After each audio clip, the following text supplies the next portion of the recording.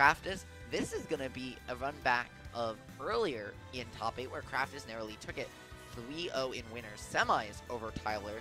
And this is going to be the number 2 and number 3 seed fighting in losers finals for the number 1 to fight the number 1 seed in winners. So at the end of the day, top 3 seeds in the top 3 spots. It plays out. It checks out. Tell people seeding's fake. Tell people the seeding goes crazy. No, guys, Smash isn't rigged. We swear. Smash isn't rigged. I rigged the seeding. What? I rigged the seeding. What? Dude, no. I see it this whole thing. Hey, Gerd, who gives Stymie access to the start? I did it on the Twitch right here. In the database. See, that's why Craftis doesn't exist. I already hacked it in the database. All right, never mind. I'm psyching. I just delayed. Well, yeah, I undeleted him. That's why he came in late. Anyways, getting into game number 1 here of Losers Finals here on PS2. No surprises, is we've got the Sora versus the Aegis, and so I think a really early stock lead is not able to come back. Yeah, that Eftel was super smart because you can just poke them and just hit them on down. They're forced to recover again, which it sets you up so you can just Eftel and knock them back once again. So that 0 to dash is going to be super beneficial for this set. Oh man, yeah, no, there is so much. There's just so much happening for both these players, trying to clutch it out, trying to make anything happen.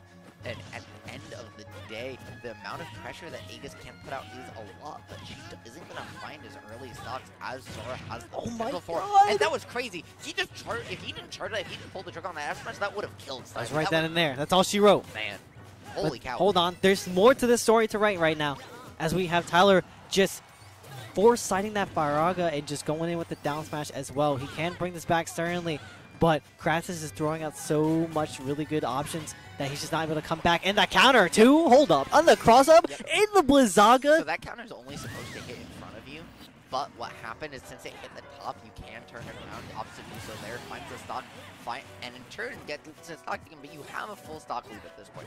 If you're a Craftis, you're very happy, right? Because now that you're forcing Tyler to refer to you, and really I think the story of this matchup more than anything is who gets the lead, right? Who forces the other one to refer? Because both these characters are so good at catching approaches is because of how linear the other one's disadvantages and how in exactly one axis. So you kind of know what to expect even though you're at a disadvantage, and so you can really punish it very hard. Very good stuff here from Craftis, finding this vertical juggle, but he has to find stronger conversions if he really wants to seal this game. Yeah, and the ladder's just almost into play here with the up airs going off it as well. And the counters too. Craftis is utilizing these counters way more like smartly, and it's not even a word, but using these counters way more better than he was in the previous set. Like, these are very well placed because he knows where Tyler's going to want to mash and kind of land with these options. Definitely smarter counters and some not great DI. Craftis not expecting that one to come out, but the up B in turn catching Tyler just as off guard as he just got caught. The JV2 sealing it out. Craftis up 1-0 here in losers finals, trying to repeat their set winner's side. And I think what's impressive here is Craftis lost to Sharp, right? Yeah. So if Sharp, whoever loses this tournament, whoever comes in second, if Craftis wins here, right? First, second, and third will all have lost by being double eliminated by the same. Oh my god, that's funny. Right, which that never happens. That is absurd. Wait, out of curiosity, what percentage was Sora at? Because up till up air is a true kill confirmed with Mithra. Yeah, it was a high percent, but it was also multiple up airs. Like, there was multiple up airs. Yeah, so it was still pretty much at that point. Yeah.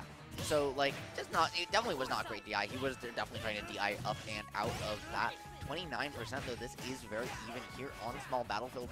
The whole last set we pretty much saw on that other stage. So here, going to Small Battlefield for game 2, a little bit of a change of pace. He's making it nice, but very interesting counter pick from Tyler, considering that this kind of gives Sora way more recovery loops than PS2 does. Yeah, and I think that Craftis likes to opt for the more kind of aggressive kind of state, because this stage is a lot more neutral than PS2, because with PS2 you have a whole room to move around, but you won't be moving around much when you're just getting hit by Pyra forward air, getting entire stock. And now Tyler just looking to take one up at the ledge and just try and get it, but Craftis pulling out the Tantaga out of the pocket, looking to get this reversal going online. Yeah, no, some crazy stuff there. I don't know how he got out of that situation, but just like that, Tyler getting grabbed back, though, not going to do it just yet. Even though it's a kill throw, it's not going to make it happen, and just like that, Craftis finds a stock again, evens it up, only 22%, and between these two, but that down air going to cause too much, but the jungle situation from that overextension offers a little bit of solace for Craftis here. Either one of these players, I think whoever takes this next stock takes the game. Like, unequivocally, I think while this is even, the percentage means nothing, but once the stock gets taken, whoever takes it's winning the game. Normally, I would be like, oh, you should switch to the Mithra and just try and let trap. But no, Advantage State Pirate is one of the most scariest things in this game, as we've seen for this entire second stock of Tyler.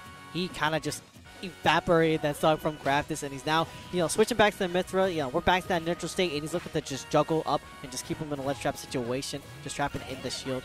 And we see Craftis still throwing out these nairs and just trying to catch him, throwing out arrows, trying to catch these approaches as well, because that nair hitbox is so huge, and it catches a lot of approaches from your opponents. Yeah, no, at the end of the day, the fact is it can, you just have so many options to make it happen when it matters most. Oh, that counter somehow, I've never seen the counter hitbox come out from Sora, but also the hit whiff. However, happening there by Craftis is he has the opportunity to even this game up stock-wise, but at 74, you cannot take too many hits from Aegis anymore. And another Foresight, just Tyler fully locked and loaded, not wanting to go down. These parries are so unreal from Tyler. Yeah. I haven't seen anything like it. It's such a hot minute in this game. But the F-Tilt will be putting us to a game 3, and it's going to be a battle. It's looking to be a battle. Yeah, I would be very shocked if we don't. Like, we saw 5 games from these two last time. I think we're seeing 5 games again, honestly. And if we don't, I think that's a little bit of a surprise, both considering how tightly these two players play each other and have in all 7 games we've seen so far tonight. But also just disappointing for the viewers. Like, look at this Smash Ultimate in front of us. There is so much Smash that we have, right? To paraphrase a classic quote, right? There's so much, to paraphrase Scar, there's so much Ultimate left to be played. And we have the potential for 5 games in here with some of the highest level counterplay in a very weird matchup that you will see anywhere for this. So both these players so locked in, playing so incredibly cleanly that, I mean, I want to see this go the distance. They're definitely going to be going the distance if they want to just get that winner's side or that loser side back and sitting up in grands against Sharp, kind of getting their run back in. It looks like Tyler is wanting it the most right now, just setting up really good with this pressure as well and setting up Sora in this ledge trap situation. However, Craftis is going to be coming swinging with the nair as well, trying to extend it with the dash attack. However, Tyler busts out that side B, interrupting that whole mojo going on. Yeah, no, the fact of the matter, like, at the end of the day, right, like, Sora, holy cow, he just found the footstool in that situation, even if he doesn't find the stock. That was an incredible reversal. Well, against any other character that would have taken it. Just the instant ledge drop into the footstool. Tyler finding a way to make it happen. Unfortunately, doesn't find the stock, but gets out of the situation for just a moment, though. However, he has to find the stock of his own on Craftis if he wants to even this up. This game is not for the set, but it is for counter pick advantage, so very relevant win for whoever takes this one. Yeah, and that back air timing alone is so good. And Craftis is sitting with a very good lead, and Tyler doing his best to kind of trap him in a ledge in this situation, but he's coming out with the Sonic Blade, still trying to catch him with the up smash as well, but a little too soon, as he's just trying to predict Tyler coming down swing with the well, and yes, he will. That up air auto cancel to the jab is a very good mix of that. You kind of do not see a lot of players go. I mostly see Shuton go for it, but not too much Spargo.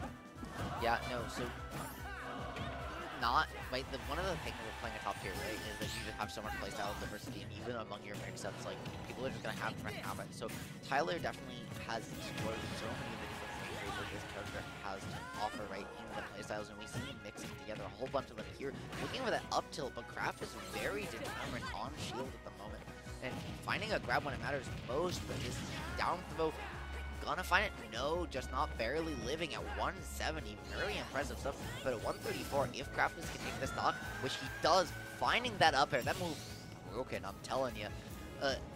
All of a sudden, Oh my god. Yeah, no, that's the second time that's happened. I guess his destroy is literally so big that Well, Sora at can't this get there in point, time. Craftis knows that Tyler really wants to land off that Angel Cloud with a really aggressive option. And he knew in that situation that he really wanted to get out of that situation because with a retreating option and Aspira, you're very slow, so you're just going to get your jump called out if you're not very careful. And Tyler is kind of getting one pulled over on him at the moment because Craftis is doing so well. Trying to trap the switch with the Thundaga as well. Oh And my. he knew the roll was coming, but a little too preemptive on that S smash, unfortunately. What happened is he expected a buffered roll, and no, he doesn't just yet, but he expected a roll there, but he expected the buffered roll, and so he immediately let it rip, and Tyler was aware of that, so he knew he was going to roll, he knew he had to roll, but he waits for the F smash to come out, rolls on reaction. However, Tyler not letting himself get flea stocked by Craftis for a second time, but instead the counter coming out, again not managing to do it. Aegis at ledge, 150 in the corner. It's so hard to survive, but Tyler managing to find any possible way to just rack up damage, keep this happening. 170% now. Can he find his way out? No, the up B gonna do it that time. Craftis taking counter pick advantage, 2-1. Tyler's been here before. Now the question is, can he make it back to the Grands against Sharp, same as Reach New Heights 7, or are we going to have a new challenger enter the arena? well, we will see. Now the question is, what stage are they going to be rolling to? The answer is small battlefield back again. We know that they certainly do love this stage. They love to take that aggressive kind of neutral close quarters to each other. And if I'm Tyler, I'm going to dial back just a little bit on my matching, kind of bait out these counters, because in their previous set, Tyler was doing that, but in another turn, I feel as if that Craftis was kind of just not too on the money with those counters. But this time around, he has the game plan kind of figured out mostly in the set against Tyler. So now it's kind of up to Tyler to adjust to that style. He actually was. At the beginning, he hit a lot of those counters, and then he started to rely on them a little too heavily. Tyler started to punish them really hard, and that's what forced the game 5 situation. Because last time as well, right, it was 1-1, Craftis won the 2-1, and then Tyler won game 4. So here, we're seeing Tyler again start off to very much the same play pattern. Really, the same players have won every game of this set as the last one so far. And if that's any indicator, then we're headed to a game 5. Yeah, and I really like that Craftis is kind of just holding the hits that he's taking as Mithra, because it's kind of like small little chip damage, small little battle damage, because you know eventually if you get that one interaction, that those few interactions will lead up to something more. But Tyler throwing in an up smash, taking this very early stock from Craftis, and Craftis, you know, kind of looking to take it one back, getting a little bit of a nair, but it's the Mithra show currently. We're kind of playing it back to the ledge again. That up B is another very scary factor that kind of just scoops you and anti-airs you. Yeah, no, that's not okay. That's all I'm saying about that, is it's not okay. And right now, Craftis really just finally struggling to get off the ledge, but does so with another Waveland. I love the way he uses Sora's Waveland, and it's because with most characters, right, Waveland not that good, you can just throw an aerial because it has more landing leg, but with Sora, because of how high your jumps go, it actually is often the best way to land on platform and kind of reposition yourself in that way. Hey, just because of, again, how floaty you are now that Craftis has managed to find the stock, managed to even it up just a little bit, he definitely can rack this up, but he has to find his way out of the corner first, and all of a sudden, from a set that's been so hard for either player to really find stocks in those corner situations, Tyler has been doing a really good job preventing Craftis from getting out. Yeah, and you have to be really careful with the Pyro here, just not kind of get down air up air like that. But you really just kind of gotta slow it down against them. You can't just let them just set up shop, push you to the corner, because that's mainly what they want. And Craftis is trying to trap with this ledge trap for the Daga, because it does hit below ledge. He was trying to get it, but unfortunately he overextends, giving Tyler a bit of a turn at the center. And he's still just looking for this interaction and just trying to make the most of it. Yeah, but Snivy, until he just took this 25% combo there, he hadn't been hit so far, racking up the damage. Though now Tyler managing to find a chink in Craftis' defensive armor that he'd been so good at here. Craftis still trying to find his way onto that second stock, and as Tyler racks up this armor, even if Craftis finds the stock, is it too little, too late? That's the same question we're asking Game 4 in Winners Semis. If you don't believe me, go back and check the tape. But this time, Craftis is not going to almost bring it back. Tyler calling him out with an up smash, taking Game 4 in the most convincing game we've seen from Tyler in either set so far. Yeah, Tyler was just had a lot more opportunities to push his advantage state forward. And Craftis, he was doing very well with dealing with it. We saw a lot of absent counters in that game this time around. Kind of just maybe saving in the back mind for when he really kind of saw the opportunity to do so. Or maybe saving for this potential Game 5. Maybe take a little bit more data on Tyler, condition him just a little bit away. But hey, we're going to see. Yep, and right now we're just looking at these players talking through picks and bans. Tyler sharing which bans he gets. Craftis at this point very thankful to have won that game to get counter pick advantage. And going to Kalos, I don't thoughts on the stage in this matchup, because I'm gonna be honest, it feels like it might favor Aegis a little bit. You are right in thinking that, honestly. So why did Craftis? It must be a comfort pick. It must be a, I'm not picking for the matchup, I'm picking for just where we I do like to play know most. this stage is traditionally a lot more bigger than other stages, so you have a little bit more survivability around, and you also have these platforms that are kind of just off to the side, so they give you a little bit more of a game plan to kind of work around of how you're going to trap Mithra Pyra as well. But the thing that scares me with Sora is how they come back from disadvantage themselves with the stage just kind of just being like super like horizontal basically, and with having to just recover. Absolutely, and Tyler getting through the foresight, but immediately having to hit another one just to avoid getting hit by that train of fireballs. That being said, this is very even. Both these players scrapping back and forth, but now Craftis with in the corner, just that position inverted immediately with the exchange and the counter coming out. That's really been Craftis' MVP in the games he's won in both sets so far, as he's managed to find these counters, make them work, and not use them too aggressively. Now, Tyler on the juggle situation, and somehow gets down with a back throw, making use of the platform Craftis picked to help him. And this first stock can go to anyone, and I'm honestly going to just say, whoever takes this first stock takes this stock. Yeah, Craftis just trying to go for the Bazaga on the edge guard, but unfortunately missing its mark. The Thundaga not hitting as well, and Tyler just trying to just bait out an option from Craftis. The up B is going unpunished, and he is getting another chance at the ledge here again. But the Mithra up B putting in the work, just scooping up a chunk of the stage, putting a little bit of damage, but getting scathed off the Thundaga. That's going to be the first stock going to Craftis. Yep, and while I love the way Craftis did end up finding that stock with the Thundaga, I am a little concerned about how nervous he is to edgeguard Mithra, because Aegis' recovery, not great. And yeah, you're at 140. Yeah, it's scary. But you have arguably the best edgeguarding, or second best edgeguarding in Ultimate, playing this character. The only other one maybe being Pikachu. And so not being confident in going off maybe doesn't share that good of a sign, but this game is so even so far. Craftis just trying to convert this advantage state. Somehow finds his way into an overextension, but just like that, right out of it again. And this, just the back and forth between these two is just impressive.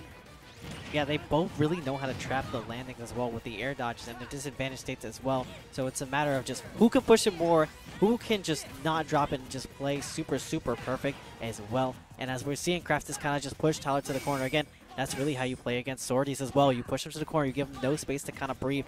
It forces them to kind of mash their way on out. As we're seeing Craftis just running up with the grab and just catching that back throw in the Daga.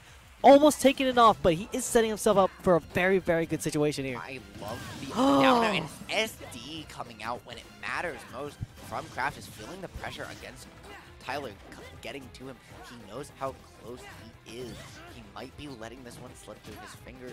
I love the downer from earlier, but he can't convert, and still not 56% unanswered of extra credit.